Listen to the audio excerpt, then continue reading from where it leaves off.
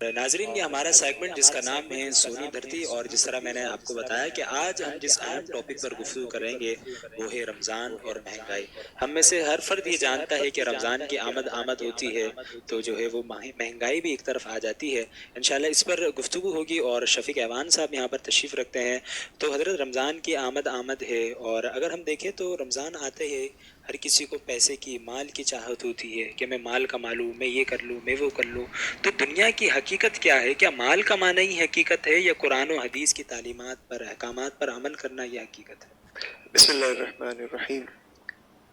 بہت شکریہ نبیل، اور میں شکر گزار ہوں المقصود ٹی وی کا کہ الحمدللہ وہ اپنے اتنے گراں قدر پروگرام میں مجھے حاضر ہونے کا موقع دیتے ہیں، اور ایک اسلام کا صحیح تصور جو ہے وہ دنیا کے سامنے اپنے المقصود ٹی وی چینل کے ذریعے جو ہے وہ رکھ رہے ہیں۔ اللہ رب العزت اس کو کامیابی اور کامرانی عطا فرمائے، آمین۔ نبیل، آپ نے جو سوال کیا، بنیادی طور پہ انسان کا مقصد کیا ہے، مقصد تخلیق کیا ہے؟ جی، مقصد تخلیق تو بہت واضح ہے۔ قرآن مجید فرقان حمید نے بتایا کہ وما خلقت الجن والانس الا لیعبدون، کہ اللہ نے فرمایا کہ ہم نے جنوں اور انسانوں کو نہیں پیدا کیا سوائے اس کے کہ وہ اللہ کی عبادت کریں۔ صحیح۔ اچھا، اللہ کی عبادت کیا ہے؟ یہ بھی ایک بڑی تفصیلی جو ہے وہ بات۔ بالکل۔ تو عبادت جب یہ کہا جائے کہ عبادت کیا ہے، تو عمومی طور پہ جواب یہ ہوتا ہے کہ روزے رکھنا عبادت ہے، نماز پڑھنا عبادت ہے، یعنی کہ تمام احکامات جو اللہ تعالیٰ نے عائد کیے ہیں جی، ان کی بجاوری عبادت کہلاتی ہے۔ لیکن عبادت لفظ عبد سے نکلا ہے، اور عبد کے معنی ہوتے ہیں غلامی کے، غلامی، محکومیت کے، فرما برداری کے، اطاعت گزاری کے۔ صحیح۔ تو گویا جب کوئی عبد ہوتا ہے تو یہ بہت بڑا مقام ہوتا ہے، اسی لیے رسول اللہ صلی اللہ علیہ وآلہ وسلم کو عبدہ و رسولہ، تو یہ عبد ہونا کوئی معمولی بات نہیں ہے، عبد ہونا بہت بڑا مقام ہے۔ تو یہ غلامی بنیادی طور پہ اس کے معنی ہے۔ تو یہ تو زندگی کا جو حقیقت ہے، جو تصور ہے، وہ عبادت ہے، یہ مقصد تخلیق ہے۔ لیکن ظاہر ہے انسان کے مقابلے میں یا رحمان کے مقابلے میں شیطان اپنے تمام لاؤ لشکر کے ساتھ دنیا میں وہ بھی جو ہے وہ جلوہ گر ہے، اور اس نے یہ وعدہ لیا کہ میں تیرے بندوں کو آگے سے بھی اور پیچھے سے اور دائیں سے اور بائیں سے میں جو ہے انہیں گمراہ کروں گا۔ تو آج جب ہم دنیا کے اس بازار میں نکلتے ہیں تو ہمیں بازار میں دونوں اطراف میں دکانیں ہی دکانیں نظر آتی ہیں، کہیں کپڑوں کے برانڈ ہیں تو کہیں فروٹ کے جو ہے وہ انبار لگے ہوئے ہیں، یعنی کہ دنیا کی ایسی رنگینیاں ہیں کہ ایک بندہ مومن انہی رنگینیوں میں کھو گیا، اور وہ اپنی زندگی کو ایک اچھے سے اچھا لباس کا حاصل کرنا مقصود سمجھ لیا، ایک بڑے سے بڑے گھر کا تصور اس کے لیے یہ زندگی کی حقیقت بن چکا، ایک گاڑی سے دوسری گاڑی تک پہنچنے کا سفر یہ اس نے اپنی منزل ٹھہرا لیا۔ تو بنیادی طور پہ میٹریلسٹ ہوتا جا رہا ہے، اور یہ شیطان کا سب سے بڑا وار ہے انسان پر، اور قرآن مجید بھی اپنے ایمان والوں سے جو سب سے پہلے تقاضا کرتا ہے وَآتَ الْمَالَ عَلَى حُبِّهِ ذَوِي الْقُرْبَى، ایمان لانے کے فوراً بعد جو ریکوائرمنٹ ہے اسلام کی، قرآن کی، وہ یہ کہ مال تم اللہ کی راہ میں دینا شروع کرو، کیونکہ یہ مال کی محبت تمہیں اللہ سے دور کرتی۔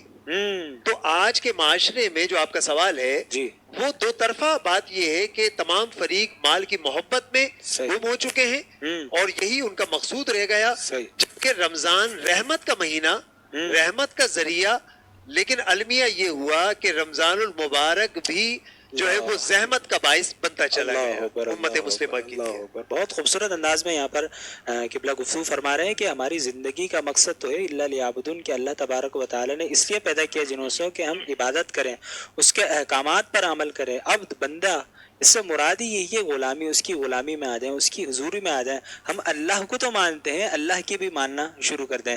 تو رمضان کی آمد ہے، رمضان میں اب جس طرح ڈسکشن چل رہی ہے کہ مہنگائی، اس کی کیا جو ہے وجوہات ہیں، اور وجوہات ہیں تو اس کا حل کیا ہے؟ کہ مہنگائی آ گئی تو اس کا کوئی حل بھی تو ہوگا، اس حوالے سے بھی ارشاد۔ جی بالکل نبیل، بہت اچھی بات ہے۔ بات یہ ہے کہ بنیادی طور پہ تو یہ کام حکومت وقت کے ہوتے ہیں کہ وہ مہنگائی کو کنٹرول کرنا اور اس کی جو پرائس لسٹ ہے اس کو کنٹرول کرنا، اس کو پہ فالو کروانا، اور یہ ساری ذمہ داریاں تو حکومت وقت کی ہوتی ہیں. لیکن یہاں تو ہر شخص جو ہے وہ بے مہار جو ہے وہ چلا جا رہا ہے اور آزاد ہے وہ فیصلے کرنے میں، قیمتوں کا تعین کرنے میں، جس کا جو جی چاہے وہ کر لیتا ہے. المیہ ہے یہ اصل میں.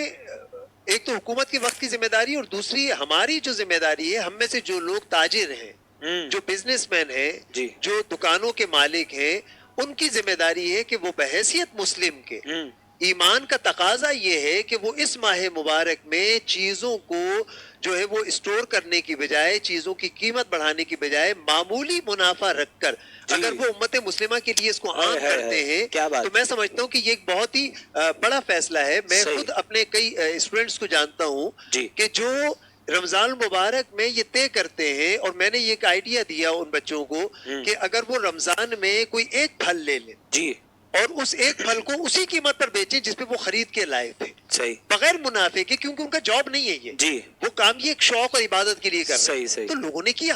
اللہ کیا بات ہے. مطلب اس قسم کے اگر موٹیویٹ کیا جائے تو بہت سارا طبقہ ایسا ہے کہ جو ان لوگوں کا منہ بند کر سکتا ہے، جو منہ مانگ کے دام لیتے ہیں، اور ایسے اسٹال لگائے جائیں جہاں پر جو ہے وہ ایک مناسب قیمت پر جو ہے چیز دستیاب ہو جائے. دوسری بات ایک اور میں مشورہ دوں گا، جو عام طبقہ ہے، خریدار جو طبقہ ہے، وہ رمضان کو بہت آسان کیسے بنا سکتا ہے.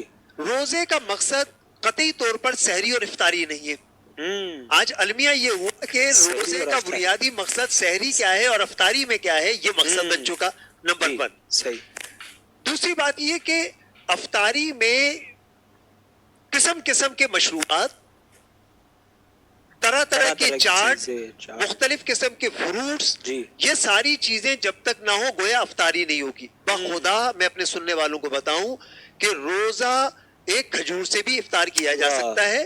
کھجور نہ ہو وہ بھی کوئی فرض نہیں ہے، آپ پانی سے افطار کر لیجیے.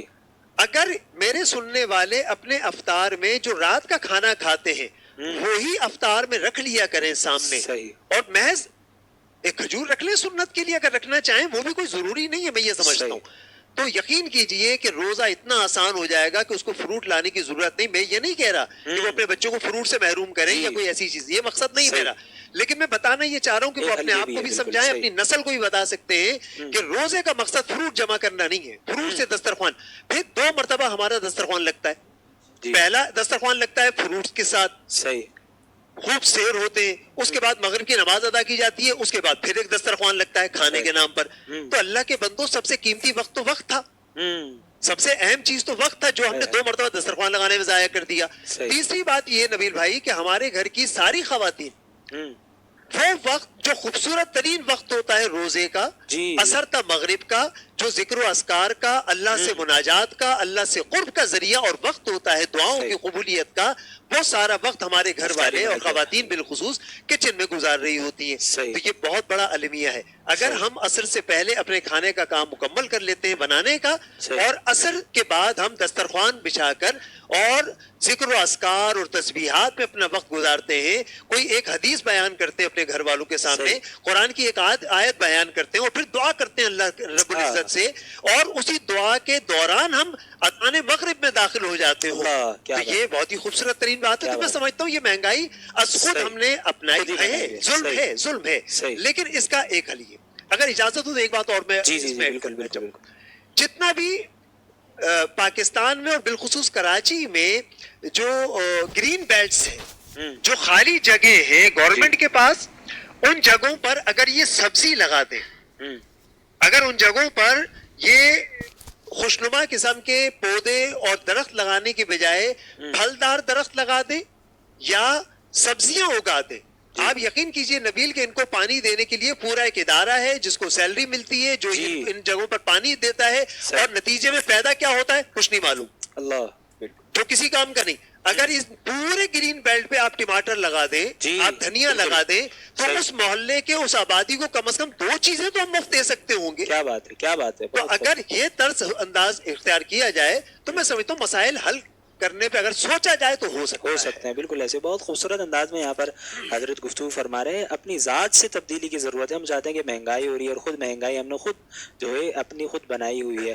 آپ جو کر سکتے ہیں بڑھیں. جس طرح حضرت نے تذکرہ کیا ان کے کچھ اسٹوڈنٹس ہیں جو جس دام میں چیز لے کر آتے ہیں اسی دام میں وہ فروغ کرتے ہیں. تو جتنا ہو سکے آسانی بانٹیں اور پھر دیکھیں کہ آپ کے معاملات میں بھی کس قدر جو ہے وہ آسانی ہوتی ہے. کیونکہ آقا علیہ الصلوۃ والسلام نے ارشاد فرمایا ومن کان فی حاجت اخیہ کان اللہ فی حاجتی، کہ جو شخص اپنے کسی بھائی کی حاجت کو دور کرے گا تو اللہ رب العزت اس کی حاجت کو دور کرے گا.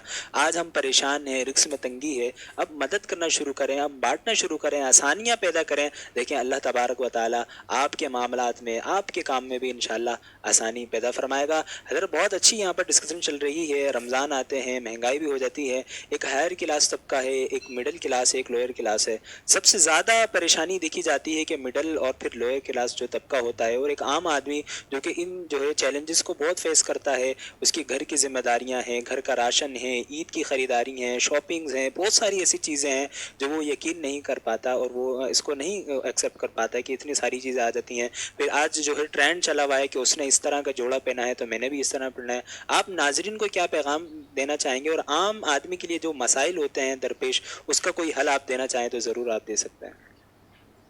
ہاں بالکل. رمضان دراصل تقوی کے حصول کا سبب ہے. جو بنیادی مقصد ہے تقوی ہے، اور تقوی سے مراد اور مقصد یہ ہے کہ اللہ تعالیٰ کا قرب اور مقصود اللہ کی رضا ہونا. تو جب یہ ایک بندہ مومن کا مقصود ہو جاتا ہے، زندگی کا منزل اور مقصد اس کا یہ ہو جاتا ہے، تو پھر اس کی نظر میں ان چیزوں کی حقیقت ختم ہو جاتی ہے کہ کس لباس کون سے برانڈ کا ہے. آپ یقین کیجئے کہ اس دنیا میں جس مرضی برانڈ کی چیز استعمال کریں، لیکن کفن کا برانڈ ایک ہی ہے سب کا. چاہے وہ جس طبقے سے بھی تعلق رکھتا ہو، اور اس کفن میں کوئی جیب موجود نہیں ہوتا. تو جب یہ حقیقت انسان کی نگاہ میں داخل ہو جاتی ہے کہ سب سے اہم چیز اللہ کے نزدیک تقوی ہے، سب سے اونچا مقام تقوی کا حصول ہے، تو یہ زندگی کی چیزیں. اور عید بھی دراصل اسی طبقے کی ہوتی ہے کہ جو صحیح معنوں میں روزہ رکھتے ہیں. بالکل. لیکن رمضان المبارک جنگوں کا مہینہ. 17 رمضان کو جنگ بدر ہوتی ہے، 8 رمضان کو فتح مکہ ہوتی ہے، 10 رمضان کو باب الاسلام محمد بن قاسم تشریف لاتے ہیں. یعنی کہ یہ ماہ رمضان المبارک تو دراصل ایک جد و جہد کا مہینہ ہے. ہم نے اس مہینے کو کھانے پینے کا ذریعہ، عید یعنی کہ روزے کا حق ادا کیا نہیں جاتا، اور عید کی شاپنگ پورا رمضان چل رہی ہوتی ہے. بازاروں کا رخ، میں یہ درخواست کروں گا اپنی بہنوں سے کہ باحیا لوگ رمضان المبارک میں بازاروں کا جو منظر ہے وہ جانے کے قابل نہیں. بالکل ایسا ہی ہے. تو میری درخواست یہ ہے، اب تو روزے بہرحال شروع ہو چکے ہیں، پہلا عشرہ ہمارے اختتام پر ہے. اگر رمضان سے پہلے عید کی شاپنگ جو کرنی ہو وہ کر لی جائے. رمضان المبارک کا قیمتی وقت ان خرافات کا جو ہے وہ ذریعہ نہیں بننا چاہیے قطعی طور پر. اور اصل مقصود اللہ تعالیٰ کا تقوی اس کا حاصل کرنا، یہ ہے بنیادی طور پہ. انسان کے اگر نزدیک اہم ہو تو دیگر چیزیں خود بخود ختم ہوتی چلی. بالکل ایسے ہی بہت خوبصورت انداز میں یہاں پر حضرت گفتگو فرما رہے تھے.